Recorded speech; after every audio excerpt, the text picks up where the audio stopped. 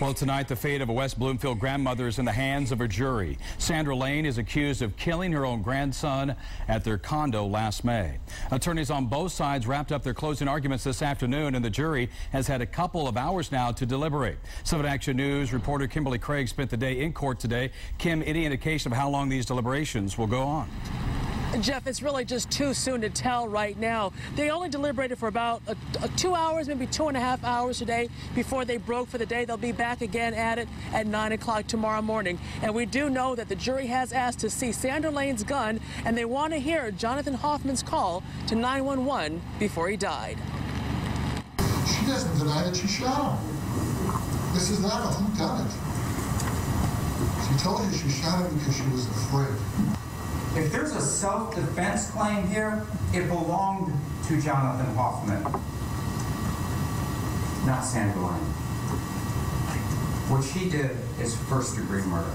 The prosecution and defense giving their last words to the jury before they begin deliberating the fate of 75-year-old Sandra Layne, who claims she had to shoot her 17-year-old grandson 6 times to protect herself. There's 2 sides of Jonathan Hoffman, where they show you the photograph of the nice little boy in school. But there's also the photograph with the kids he hung out with. But on May 18th, prosecutors pointed out that there was no evidence of a struggle, and Layne never told police or a nurse who checked her out that she had been injured. But Sandra Layne's defense attorney said in the overnight hours at the jail, his client did ask for a cold juice box to put on her face, where Layne claims her grandson hit her, prompting her to shoot him the first time. Now think about somebody, Sandra Layne, 74 years old, goes up to a room, who's afraid.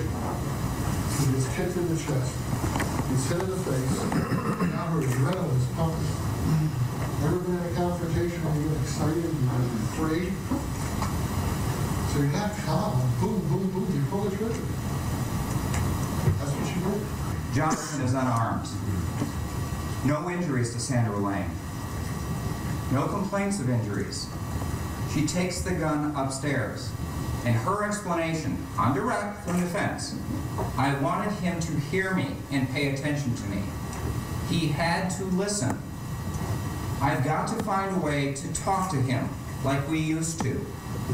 Something has to be done to keep him here.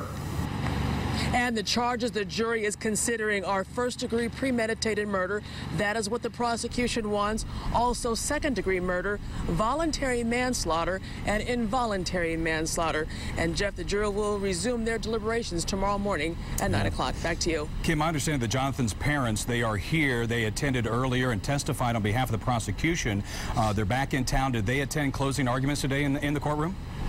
They were there for closing arguments. Now, they were on the witness list, but they did not actually take the stand. So they have not been able to sit in on any of the testimony, but they were allowed to sit in on the closing arguments, of course, because at this point, the case is over. They're not going to call them as witnesses. They don't have to be sequestered any longer.